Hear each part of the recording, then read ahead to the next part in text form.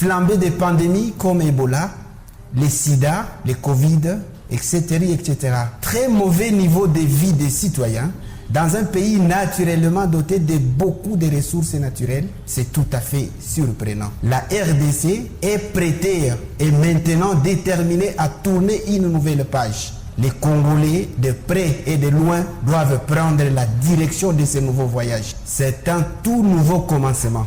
Leadership responsable, transparence dans les affaires, règles de loi, facilité aux investisseurs et beaucoup plus. ACOPA a reçu ses grands mandats dans l'est de la RD Congo, dans le gouvernement de Kinshasa, dans les provinces du Nord Kivu et du Sud Kivu. L'ACOPA est prête pour l'opportunité. Vianney, le président de l'ACOPA, donne un aperçu détaillé sur la mission d'ACOPA dans l'est de la RDC Congo. Néanmoins aussi, nous avons monté en jachère, l'ACOPA n'a pas croisé le bras, pour accompagner le gouvernement central, surtout accompagner la politique ou la vision du chef de l'État, son Excellence Félix Tshisekedi Tshilombo, à qui je salue en passant, parce qu'il a une bonne vision, il aime son peuple. Et la COPA, dans l'Assemblée générale, ils ont dit non, il faut qu'on accompagne, il faut appuyer les initiatives du président de la République ou sa vision. Merci beaucoup aussi.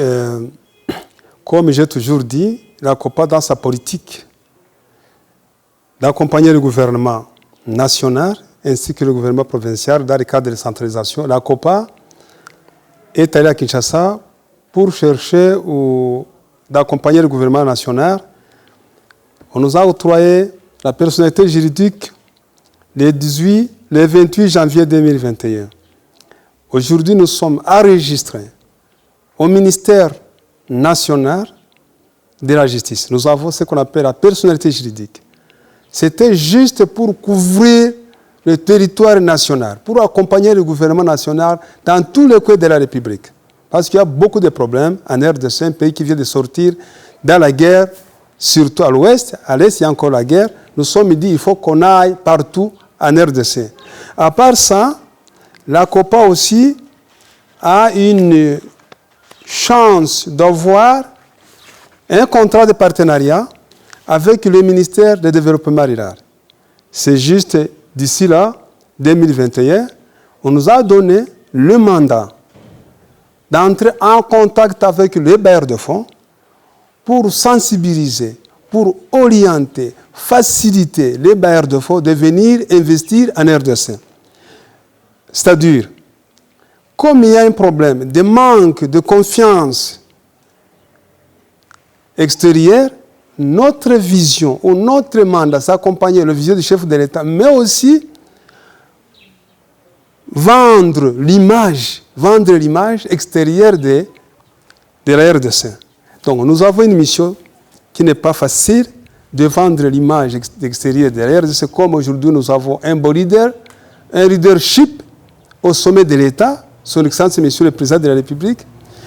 Maintenant, la COPA vient de signer un contrat de partenariat avec le ministère du Développement rural, le ministère qui encadre beaucoup, surtout qui soutiennent le développement rural de la population, qui accompagne la population rurale. Nous avons ce contrat-là qui nous permettra d'entrer en contact avec les donateurs, les bailleurs de fonds, la population, dans l'ensemble de la République.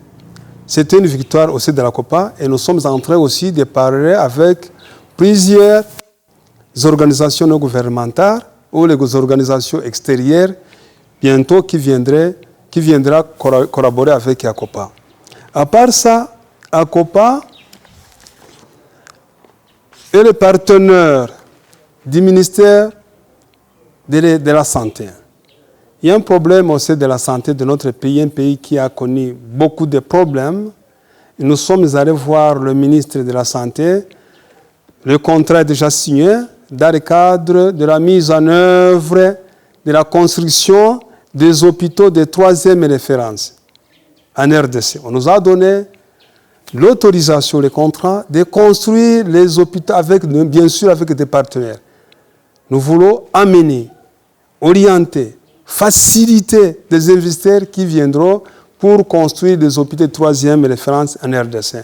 Le ministre avait déjà acté, avait déjà autorisé ACOPA, et aussi, nous sommes en train de penser comment, dans le même objectif, de signer un contrat avec le ministère de la Santé pour cultiver le cannabis. Comme vous le savez, le cannabis est un médicament qui traite les cancéroses, beaucoup de maladies, aussi peut-être avec le fameux Covid.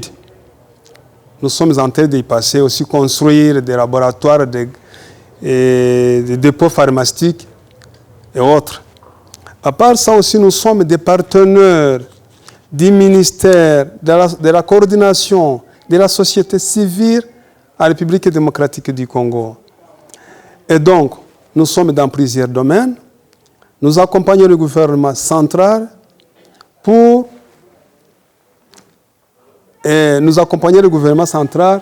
maximiser son programme quinquennal. Et donc, voilà ACOPA.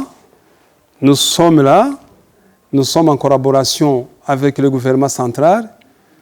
Comme aujourd'hui, il y a plusieurs opportunités en RDC, nous avons aussi des sociétés. ACOPA, dans sa sommet, dans sa conseil, assemblée générale, avait décidé de créer des entreprises qui vont exécuter la politique ou le projet de l'ACOPA.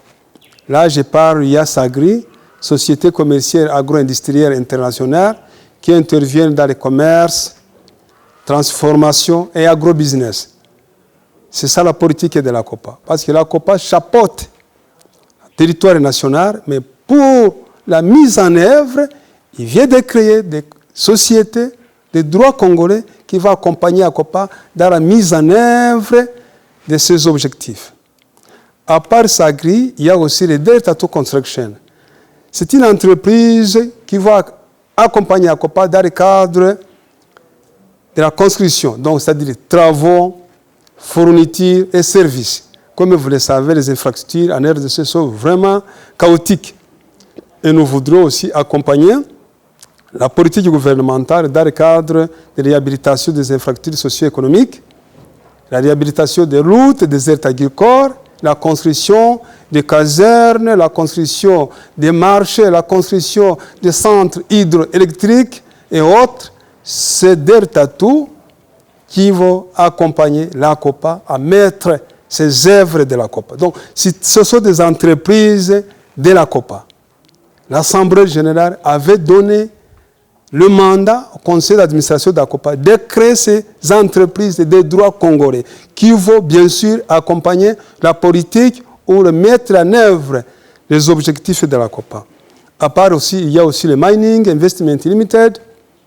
Nous voudrions dans ce sens accompagner le gouvernement parce qu'il y a les enfants qui sont dans les mines, les enfants qui perdent leur vie en creusant de minerais. Il y a une érosion qui descend sur les enfants congolais. Nous sommes en train de penser avec, bien sûr, le ministère tuteur pour mettre fin à cette exploitation des mines avec les enfants congolais. L'approche des enfants, c'est à l'école. Ce n'est pas dans des mines. Il y a aussi des multinationaux qui utilisent les enfants, des artisanaux qui utilisent les enfants. Nous avons dit qu'il faut qu'on accompagne le gouvernement pour sensibiliser ces enfants mineurs qu'il faut de l'exploitation minière. À part ça aussi, il y a le IMC, Unité de Global Mobilization Sustainable Investment in RDC. Comme vous le savez, avec la politique d'ancien régime, presque les pays limitrophes et les pays en dehors de la RDC, les gens ne fréquentent pas le Congo comme ils font. Il y a l'ancien régime qui a vraiment, coupé les relations extérieures avec le monde, le tiers monde. Aujourd'hui, avec ACOPA, avec cette entreprise, nous sommes en train de chercher les voies et moyens, comment convaincre le monde extérieur de venir en RDC. C'est ça la politique du commandant suprême ou du chef de l'État. Pour que le monde entier, les 5 continents du monde, viennent en RDC pour voir, pour exploiter, pour développer, pour qu'ensemble faire le développement et voir ces opportunités qui existent en RDC.